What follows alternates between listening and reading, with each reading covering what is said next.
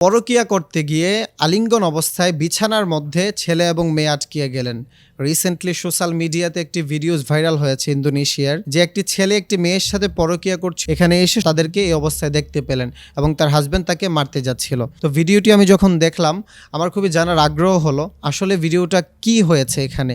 কেননা একদল লোক বলছেন এখানে আল্লাহ তাআলা সরাসরি গজব হয়েছে, আবার একদল লোক বলছেন তাদেরকে কালো জাদু করা হয়েছে, আবার আরেকদল লোক বলছেন তারা একটা শর্ট ফিল্ম নির্মাণ করেছিল। তো আমার কিউরিওসিটিটা এজন্য জাগলো যে বিশ্বনবী সাল্লাল্লাহু আলাইহি ওয়াসাল্লাম আল্লাহ তাআলার কাছে দোয়া করেছিলেন, আল্লাহ আমার উম্মত যখন কোনো পাপ কাজ সম্পাদন করে ফেলবে তখন আপনি সাথে সাথে তাদেরকে আযাব দিয়েন না। আমরা যদি আগের নবীদের দিকে লক্ষ্য করি, বিশেষ করে লূত আলাইহিস সালাতু ওয়াস সালামের জামানায় যখন লূত আলাইহিস সালাতু ওয়াস সালামের উম্মতেরা অনেক বেশি সমকামিতার মতো জঘন্যতম একটি পাপে নিজেদেরকে জড়িয়ে ফেলেছিল, তখন আল্লাহ তাআলা তাদেরকে একটি গজব দিয়ে জামিন থেকে আসমানে তুলে তাদেরকে এমনভাবে আছাড় মারলেন, একদম ধ্বংস করে দিলেন। তো বিশ্বনবী এজন্যই দোয়া করেছিলেন, আল্লাহ আমার কোনো উম্মত যখন কোনো পাপ কাজ করে ফেলবে আপনার সাথে সাথে তাদেরকে আযাব দিয়েন না।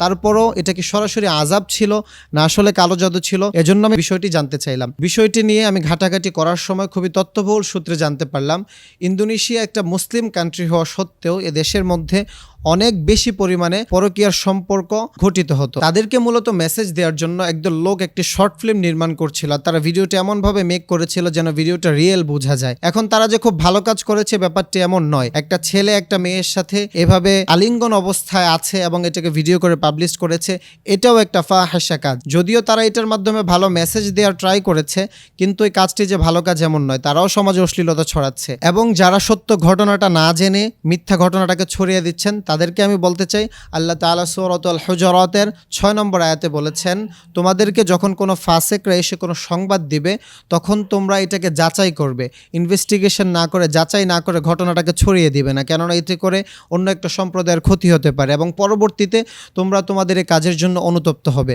তো আমরা এই আয়াত থেকে বুঝতে পারি আসলে এক্স্যাক্টলি সত্য ঘটনা যেটা সেটা আমাদেরকে তুলে ধরতে হবে। এবং এই ঘটনা থেকে যদি আমরা শিক্ষা নিতে চাই, শিক্ষণীয় বিষয় হচ্ছে তারা যে কাজটা করছিল সত্যি সত্যি যদি আল্লাহ তাআলা এমন গজব দিয়ে দেয়, আপনি একটা পরকীয়ার সম্পর্ক একটা জিনার সম্পর্ক স্থাপন করছেন, এই অবস্থায় যদি আল্লাহ তাআলার একটা গজব চলে আসে তাহলে আপনি কতটা অপমান হবেন, কতটা অপদস্থ হবেন। এজন্য নিজেদেরকে জিনা থেকে বাঁচিয়ে রাখতে হবে। আল্লাহ তাআলা পবিত্র কোরআনুল কারীমের মধ্যে বলেছেন ওয়ালা তাকরাবুজ জিনা। আল্লাহ এখানে বলেনি যে তোমরা জিনা করিও না, বরং আল্লাহ তাআলা এখানে বলেছেন তোমরা জিনার ধারে কাছেও যেও না।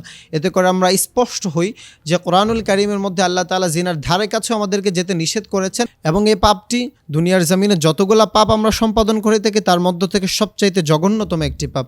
এজন্য জেনা করা যাবে না, পরকীয়া করা যাবে না। পরকীয়া যদি আপনি করে থাকেন দুনিয়াতে যদি আপনি বেঁচে গেলেন বিশ্বনবীর দেওয়ার বদলতে, কিন্তু পরকালে আল্লাহ তাআলার কাছে আপনাকে গিয়ে দাঁড়াতে হবে। এজন্য আমরা সবাই চেষ্টা করব সত্য ঘটনাটাকে তুলে ধরার জন্য এবং জিনার সম্পর্ক থেকে আমাদের নিজেদেরকে বাঁচিয়ে রাখার জন্য। আল্লাহ তাআলা আমাদেরকে জিনা মুক্ত এবং সৎ পথে পরিচালিত করুক।